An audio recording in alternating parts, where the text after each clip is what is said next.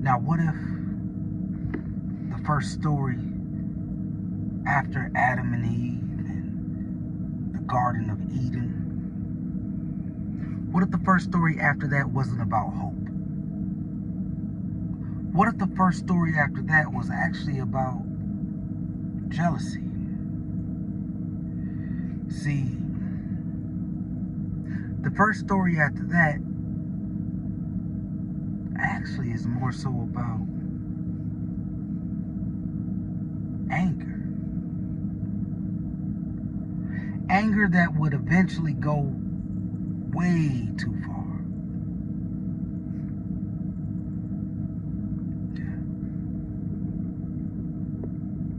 See, the story after Adam and Eve, kind of, but kind of doesn't involve them as well. See, the first story after the Garden of Eve are about the first two brothers.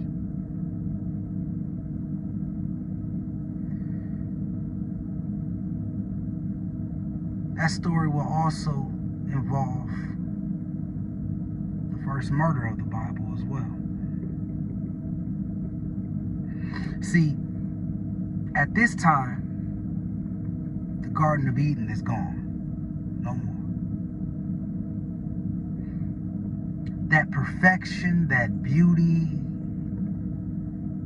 the standard, that utopia that the garden held was lost forever. All right?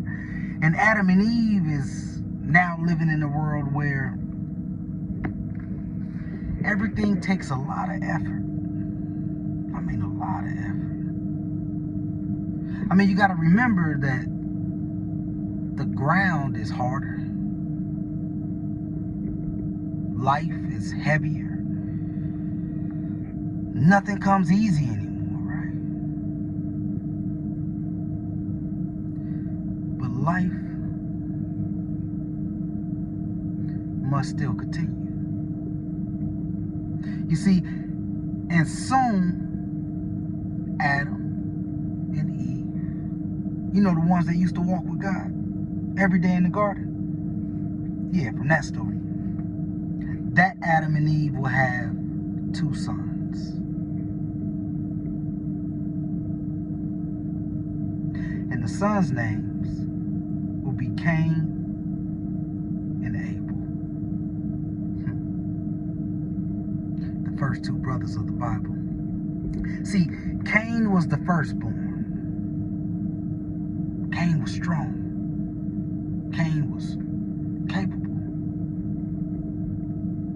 Probably because he was a worker of the ground. See, Cain would have to till the soil. And I don't know if you truly understand what tilling the soil is. Maybe if you grew up on a farm or in the South somewhere in a rural area, but like most of us, we never really seen anybody have to till the soil with their own hands. Because if I had to guess, Cain didn't have no,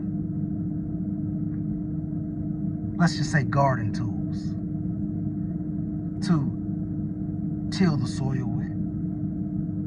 No. He had to fight against the curse that was placed on the earth. Right? And so he had a brother. His brother name was Abel. His brother was a shepherd. You see, his brother Abel was kind of quiet,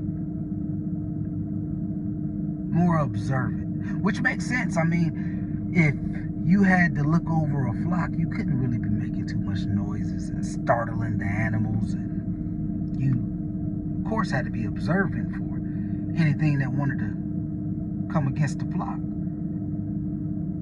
So, makes sense. Makes sense. But the two brothers, they had different roles. I mean, both was important, just different.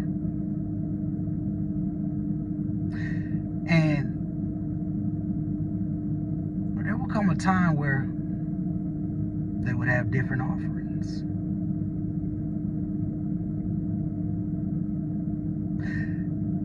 See, but they both had choices. And at some point, they would bring those offerings to God. The offerings that they would choose from their work. Right? I mean, and Cain brought fruits from the ground. That's what he worked for. And Abel brought the best fatty portions from the firstborn of the flock. Now, like most of us probably listening to this story, I ain't no vegetarian. So if I had to choose between fruit and steak, give me the steak. I bet every time, right? I ain't even go, give me the steak. And if it's cooked right, I don't need no A1 sauce or nothing on it. Just give me the steak, right? And so it was kind of unbalanced, in my opinion, from the beginning. But hey, look, I'm not trying to put what I think into this. I'm just trying to give you this good Bible. So when Cain and Abel both brought their offerings, the fruit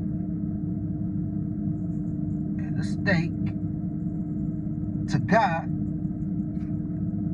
God responds. See, Abel's offering was more pleasing to God. It wasn't like he just rejected Cain fully. No. But Abel's offering was just more pleasing to God. He accepted Abel's offering, but Cain, he didn't. At the time, no explanation was given, and just a reality Cain was forced to, I guess, live with, right? His offering wasn't accepted. And that's when the internal struggle started to take place with Cain. See, something began to grow inside of Cain. It wasn't sadness. No. Wasn't even like a self-reflection moment. Like, okay, next time, hey, look, I'm gonna pray, I'm gonna do that. No, it wasn't none of that. It was more like anger. Anger is what arose within Cain. He couldn't get over the fact that I put my blood, sweat, and tears in this. It wasn't good enough.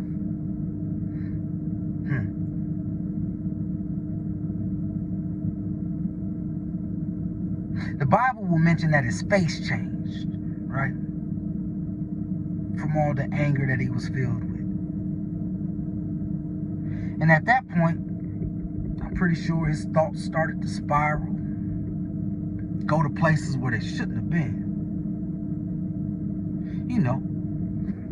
That's when the comparison creeps in. Why him? Why Abel? Why not me? Why wasn't mine good enough? Mine wasn't good enough? That's what's up. But God being omnipresent, he hears Cain. He can already see what's pretty much arising. But he's never going to force us. No, not with anything. But God speaks to Cain, not out of, let's say, like out of anger or punishment. No. He wasn't trying to punish him. He was just trying to give him a little warning. It was God's way of warning Cain by just speaking with him, noticing what he noticed. Because I'm pretty sure at the time Cain wasn't even fully aware of everything that he was dealing with, right?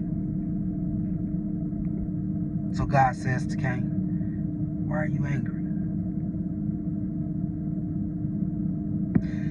If you do what is right, won't you be accepted?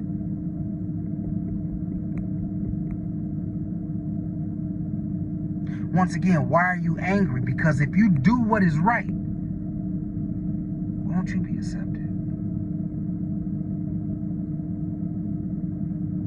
But if you don't, sin is crouching at your doorstep.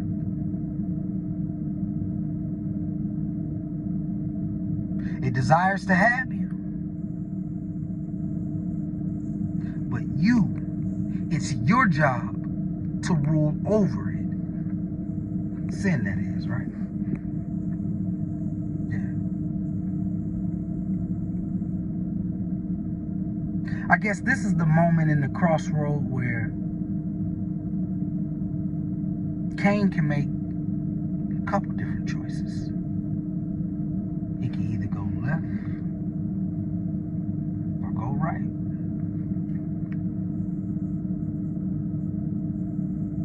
Words replaying in his head. But the sin, it desires to have you. But you must rule over it. But instead of mastering it, sin that is, he feeds into it.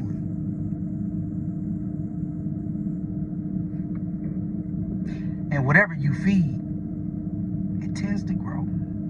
So that anger he was dealing with,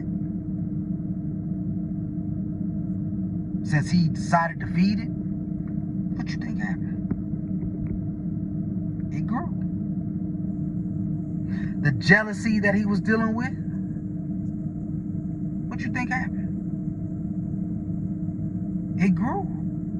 It started to deepen. And the silence between the two brothers, because of course at this time, Cain wasn't trying to speak to Abel. He was caught up in his own thoughts, his own head, playing mind games with himself.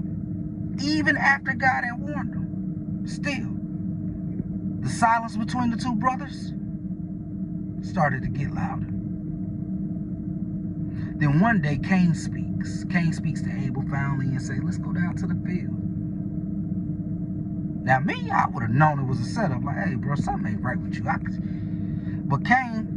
Abel,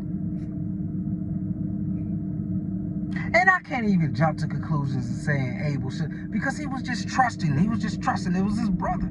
And his brother asked him for a favor. So, his guard was down, just unaware. He just went down to the field, didn't think nothing of it. Probably wasn't the first time he was asked to go down to the field and help or whatever it may have been. But Cain went. Cain went out into the field and away from everyone. See, that's when the first murder would happen. Cain turns to his brother.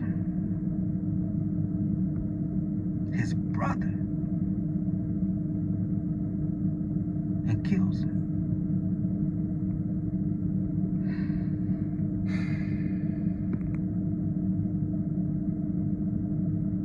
At this point in the Bible, there was no history of violence. This ain't happened before. There was no precedent. It was just a moment where anger became an action. And life,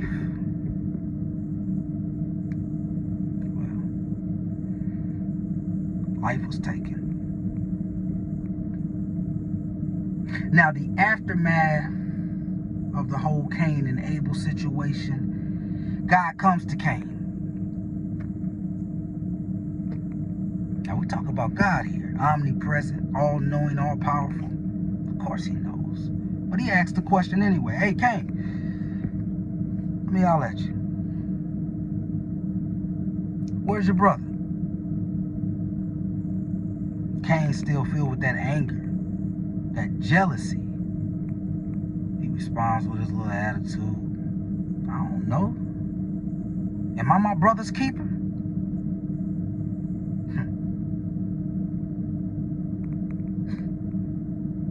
I can't even imagine responding that way to God.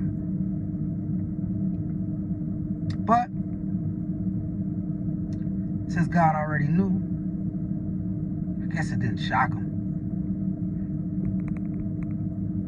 God then said, the voice of your brother's blood is crying out to me from the ground. What you were trying to hide, what you thought you hid, it didn't go unseen.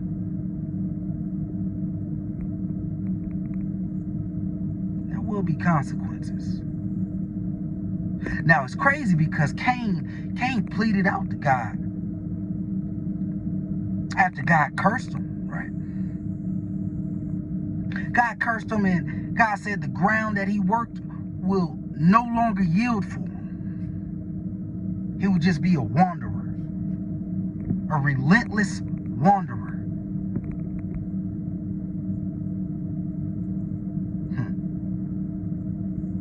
Cain pleaded with God saying that my punishment is too hard, but you wasn't thinking about that when you was doing that to your brother, now was you? Am I my brother's keeper? You should be. Definitely, most definitely. But see, when God came and talked to Cain, warning him that sin was crouching at his door, he should have took heed to the words. See, that was out of love. What you did, what Cain did, was out of hate. It's out of anger. He warned him and said, look, this is something you need to deal with. This is something you need to control instead of taking heed to the words. And of course, God knows what's best for us, but he still gives us the option to choose. Cain just happened to choose the latter, the worst of the choices. Seems like a no-brainer to most of us that are sane, but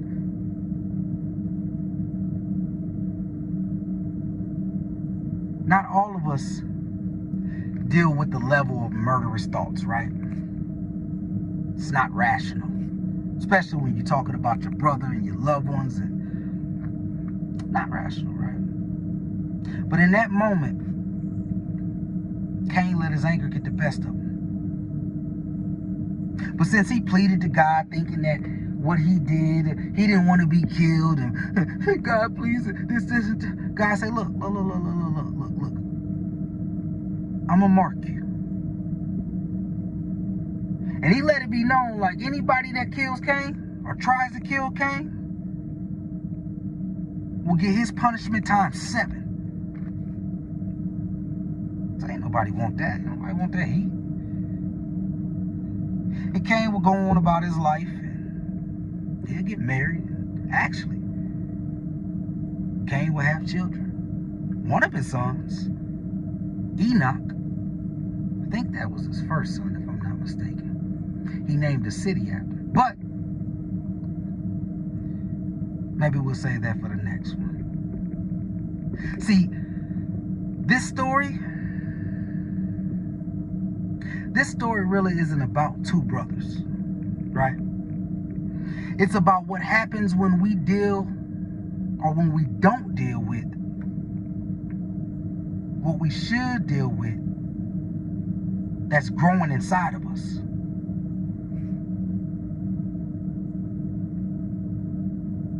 It's about when jealousy goes unchecked. It's about when anger goes unmastered.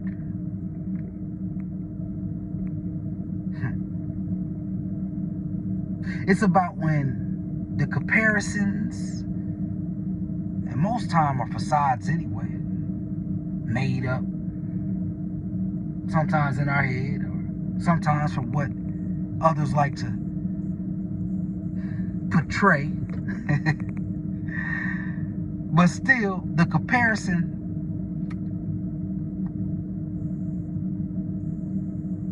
if goes unchecked, is allowed to grow, right?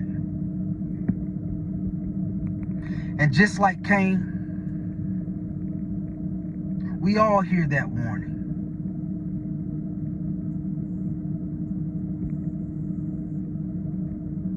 Sin is waiting. question is,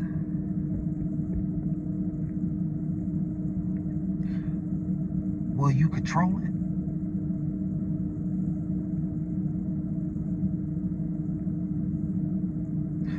Or will you let it control you?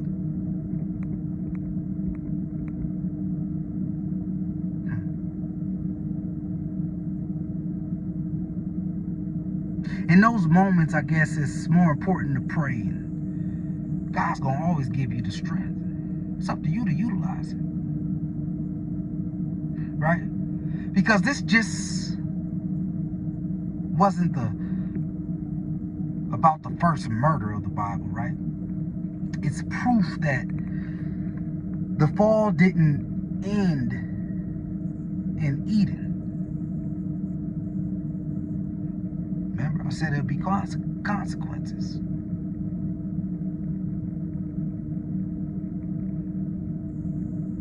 Consequences from those choices. And from those choices, those consequences will live and be continued through us. That's whether good or bad.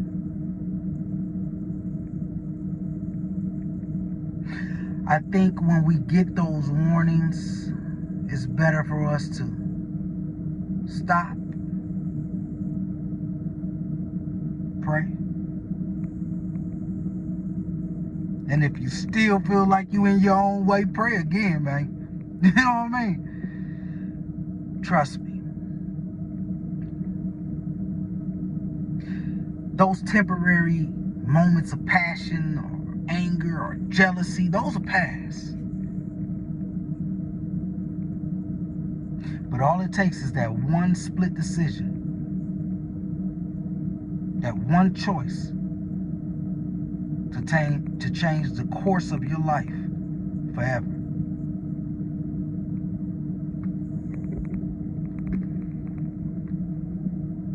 And that was the first murder of the Bible. Cain killed his brother Abel.